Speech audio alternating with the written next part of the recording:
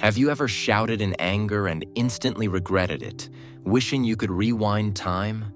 You feel it rising before you can stop it, the heat in your chest, the sharp words forming on your tongue, the urge to react, to defend, to strike back. But few people realize that uncontrolled anger is not just emotional, it is deeply spiritual. And Proverbs 29:11 quietly warns you that a fool gives full vent to his spirit while a wise person holds it back. You pray for blessings, peace, and breakthrough, but your uncontrolled anger is quietly blocking every door God is trying to open. You've been told anger is natural, justified, even necessary. Yet James 1:20 exposes the shocking truth that human anger does not produce the righteousness God desires, meaning every time you explode, you may be delaying the very justice you think you're fighting for. The hidden secret to controlling anger biblically begins with recognizing that anger itself is not the sin. Ephesians 4:26 says, "Be angry, but do not sin." So the real battle is not the feeling, it's your response, your timing, your surrender. When anger surges, your flesh demands expression, but the Spirit calls for restraint. And Galatians 5:16 reminds you that walking in the Spirit silences the impulses of the flesh. You control anger first by controlling your tongue. Because Proverbs 15:1 reveals the power most people ignore. A soft answer turns away wrath, but harsh words secretly fuel the fire you claim you want to extinguish. You control anger by slowing down your reactions, because Ecclesiastes 7:9 warns you not to be quickly provoked, exposing impatience as anger's breeding ground. You control anger by surrendering your right to revenge, even when you feel justified.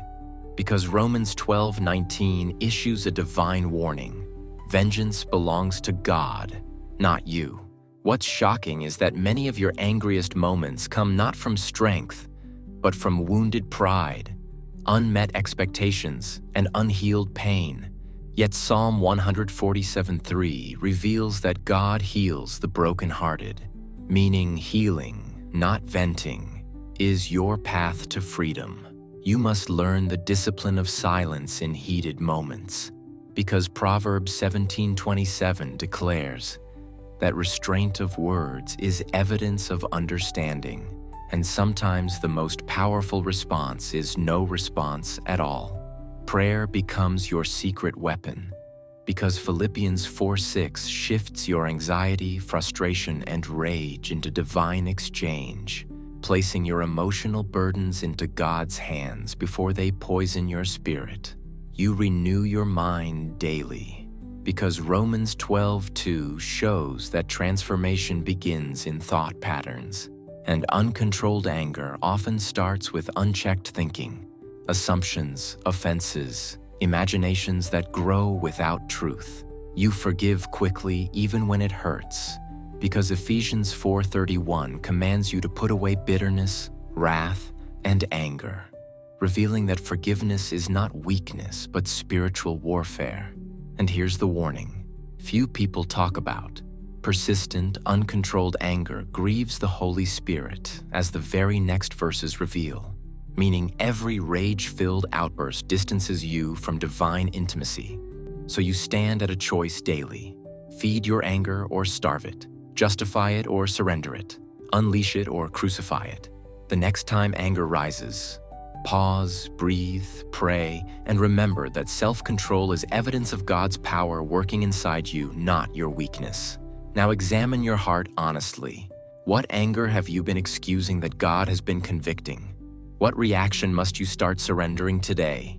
Don't just listen. Act, reflect, and choose transformation. And if this message stirred something in your spirit, subscribe, like, and share this video so more people can discover the biblical path to mastering anger before anger masters them.